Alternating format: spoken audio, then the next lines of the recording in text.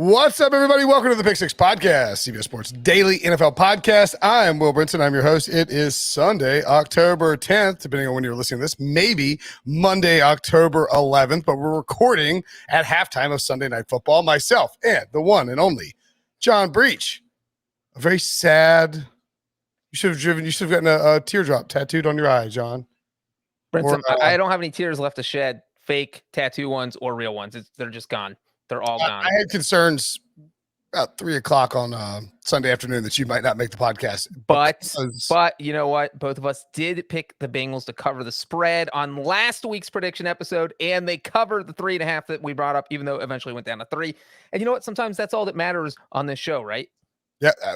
Most of the time, it's the only thing that matters in the show. Let's dive into the lines. By the way, if you want to get our analysis of these odds earlier than everyone else, subscribe to YouTube, youtube.com/pick6. We do recaps on Thursday night, Sunday night, Monday night. If some crazy NFL news happens, and it's actually kind of odd that we're 5 weeks into the season and we haven't done an emergency podcast. Have we done? No, we have not. Yeah, we have not. So there's something coming. I'll tell you that much, especially around the trade deadline. We will, of course, have tons of recaps. So subscribe to YouTube, youtube.com/pick6. You'll get an alert when we go live. Trust me, my son is subscribed to 10,000 different YouTubers on my wife's iPad, and he gets all these alerts because he is afraid that if he doesn't like the videos, that it will hurt the YouTuber's feelings. And you're hurting my feelings by not pressing like right now.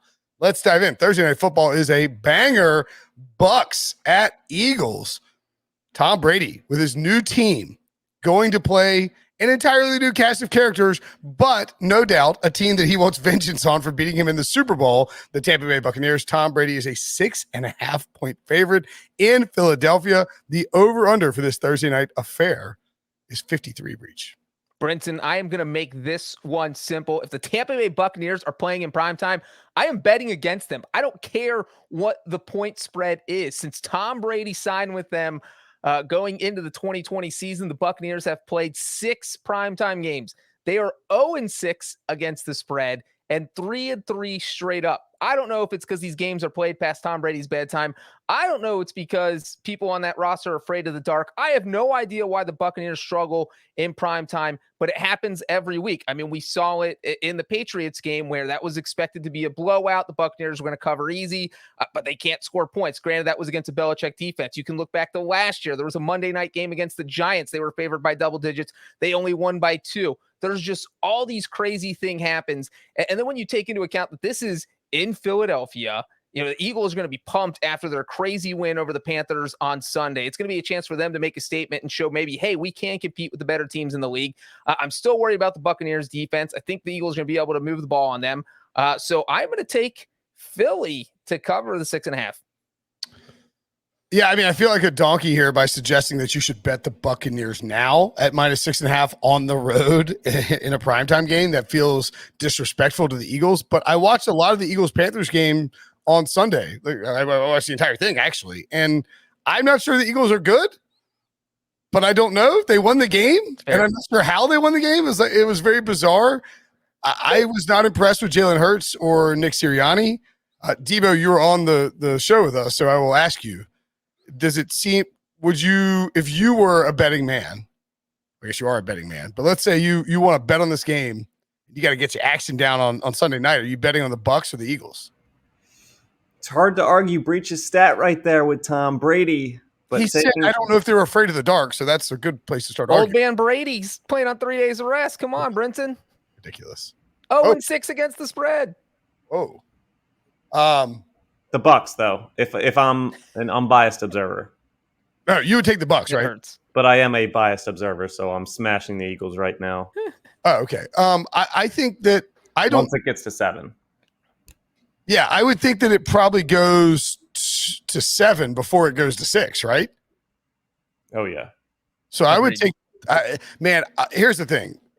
The Buccaneers, their only loss, right, is to the Rams in what was Sean McVay's Super Bowl. And by the way, Breech, your complaints about the third quarter, don't have to worry about them because there's a weather delay in Arrowhead. Severe weather, buddy. The only loss for the Bucs is at the Rams. And that Sean McVay brought everything. Matthew Stafford brought everything. It was a big letdown for the Rams the following week. But they're also favored 9.5 in the opener against the Cowboys and almost lost in a primetime game. Well, but the Cowboys, as we now know, are maybe like an elite team. Maybe the Eagles are an elite team. No, I don't think They so. beat the Panthers. The Panthers are not elite either.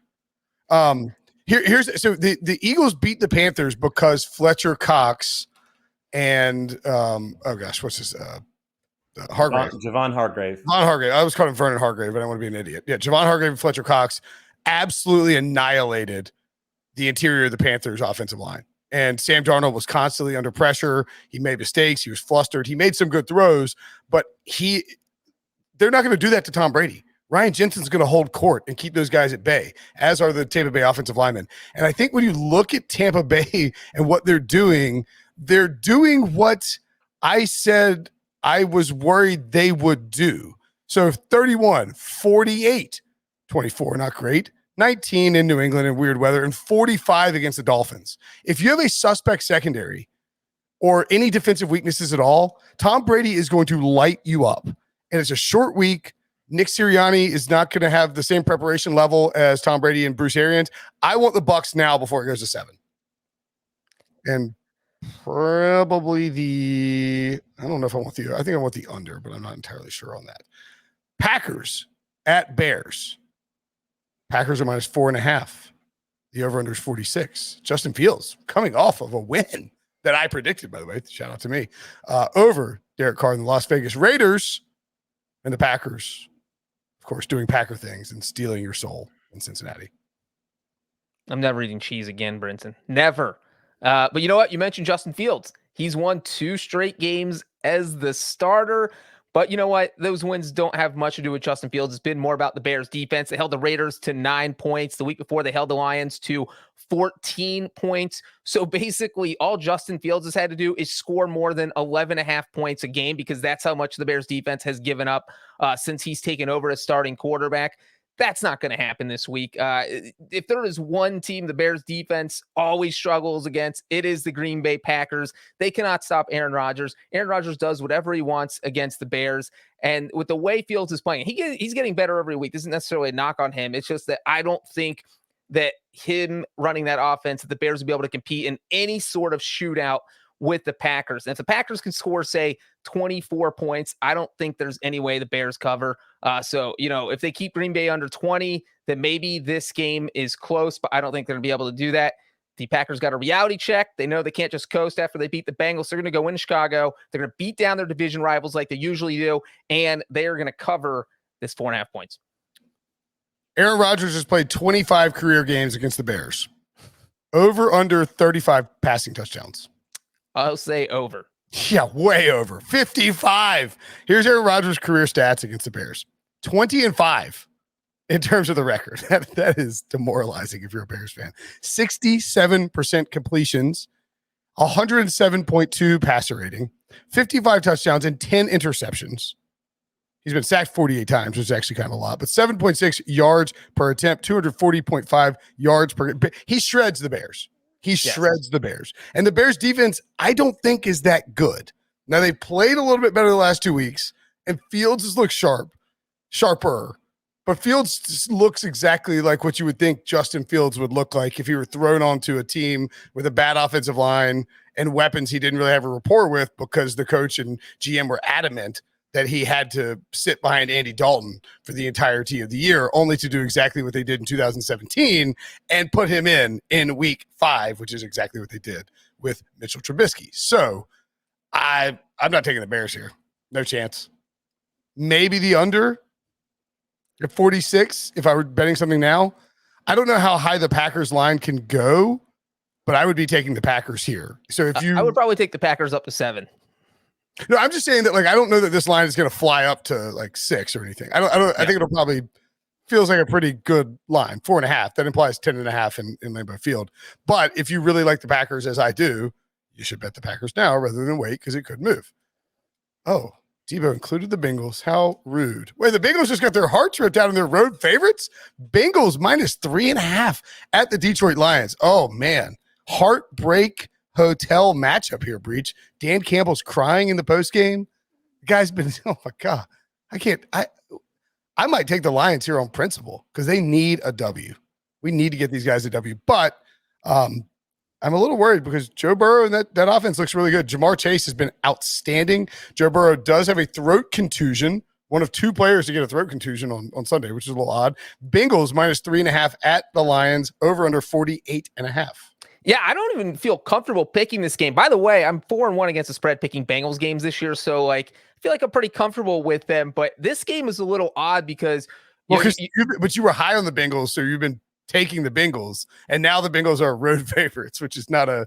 You don't want to see them as road favorites. Well, the weirder part is that you have both teams coming off highly emotional losses, which is pretty rare. And I don't know how either team's going to respond because they're both young teams. The Bengals lose in overtime, a heartbreaker to the Packers. The Lions had the only bigger heartbreaker than the Bengals because they came back from 10 points down the final 2 minutes and then lost on a field goal to the Vikings. For two, got it, and then lost on the field goal. And then lost to a Vikings team that never makes important field goals and somehow finally makes an important field goal against Detroit. And like you said, Dan Campbell was crying in the press conference. I'm a little worried about Joe Burrow. We don't know for 100% sure that he's going to play. So that makes you a little weary about any bet you make on a Sunday night or on Monday. He's taking that went to the hospital with that throat contusion. And if he's out, then you got to love the Lions. I do think he'll play, but even if he's banged up, you still kind of like Detroit. And you know what I've said all year, Brinson? I said it last week before the Bengals played the Packers. I'm going to say the same thing this week. 4 of the Bengals' 5 games this year have been decided by exactly 3 points. All they do is play in close games. The Lions have played 3 of their 5 games have been decided by 1 score. So I just think this is going to be a close game, and I think the Lions cover the 3.5. Yeah, I would. If you're trying to take something right now, you take the Lions because there's a chance that Joe Burrow doesn't play. I think it's really unlikely. I think he'll play. I mean, he suffered the throat contusion in the second quarter. Yeah, it's highly unlikely he does not play. Like I said, there's 95% chance he plays, but that 5%, you already have money on the Lions, and all of a sudden Burrow's not playing, you feel good. Well, you wouldn't want to bet on the Bengals, and then Burrow, and then the 5% kicks in, and then all of a sudden you're stuck with Bengals -3.5, and who would be playing if it don't? I mean, Brandon Allen. Brandon Allen. Yeah, you don't want that. So if you're going to bet on this game now, I think you bet on the Lions. I also think you could. I mean, this feels like this game could go way over because these teams are willing to get into these situations where they're slinging it around. But if Joe Mixon's healthy, the Bengals kind of slow things down. The Lions are more than willing to be aggressive on 4th down near the goal line. So I would probably go under here right now. And I think it's a pretty good bet. 48.5 is a high number. We had a 40, 49 or maybe even 50 for Minnesota and Detroit in week 4. And that game ended up 19-17. I think this is a good under look now, because I bet that number drops down. And, if you take the under and Joe Burrow is ruled out for any reason, it would plummet by probably close to 3 or 4 points. Cardinals at the Browns. Cardinals remain undefeated. The Browns were in a crazy game with the Chargers. The Browns are favored at home, -2.5, over under 54. The Cardinals are a fascinating team. Obviously, the only undefeated team in football. They're 5-0 for the first time since 1974, which may or may not be the year Wilson was born. I don't even know. 1874 was Wilson. The one thing I will say, despite their hot start, the one thing that the Arizona Cardinals have had problems with is stopping the run. They had some trouble against the 49ers today. They gave up more than 150 yards on the ground. They had one of the 5 worst rushing defenses in football going into week 5. And then obviously struggled once again to slow down a team's ground game. And you know what? That's a huge problem when you're facing the Cleveland Browns because they have Nick Chubb. They have Kareem Hunt. I won't be surprised if Kevin Stefanski just rips up the passing portion of his playbook and says, guys, we're just going to run it until they prove they can stop us. I think that's what they're going to do. I think we're going to see a ton of Chubb. We're going to see a ton of Hunt. And I think the Browns hand the Cardinals the first loss and cover here. Yeah, I like the Browns here too. Again, not a game I think the line will go flying on, but it is worth noting that as well as the 49ers were able to move the ball against Arizona on the ground, obviously a totally different scenario because it's Trey Lance. They're using QB runs. They didn't even bring Trey Sermon until late. It was mostly Elijah Mitchell. And Let's see. What did they finish with in terms of rushing? I think 152. 150. That is a very specific number to think, and that is the exact number that they finished with.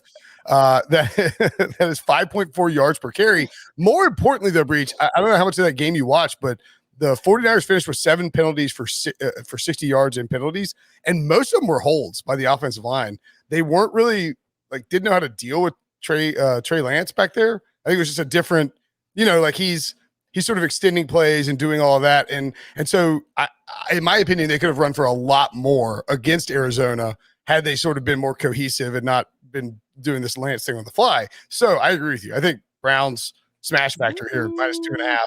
I don't think it's going to get to 4 or anything. Nobody's going to make the Cardinals massive dogs. The Cardinals look like a really good football team, but there's a very good chance that this line gets 2, 3, or 3.5 potentially, depending on injury news or steam, etc. The Cowboys headed to New England. Oh boy, it's like that meme of that guy in GTA when he's going down the alley. He's like, "Oh bleep, here we go again." Cowboys -3.5 at the Patriots. The over/under is 48. Dallas looks awesome. The Cowboys look like one of the best teams in football. We're 5 weeks in, so I don't feel like I'm being a sucker here. Dak Prescott is in complete control of that Dallas offense. And the Patriots were on the verge of losing to the Texans until David Culley decided to try a 56-yard field goal with a touchdown lead instead of making Mac Jones go 90 yards to beat him and inevitably lost. So are you going to lay the lumber on the road and fade Bill Belichick at home? Brinson, do you know who you are talking to? This is the BreechBot 3000. Jerry Jones paid for me.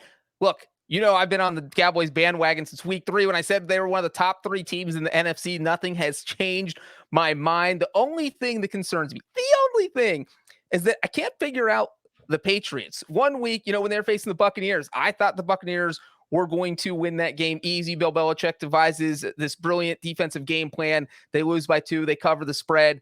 Then they go to Houston. I think they're going to smash Davis Mills because he's a rookie quarterback. Belichick always beats rookie quarterbacks, and they always play horribly against him. Well, Houston almost wins the game until that dumb call that you mentioned made by Culley and kicking the field goal and their special teams disasters. But Houston probably should have won that game.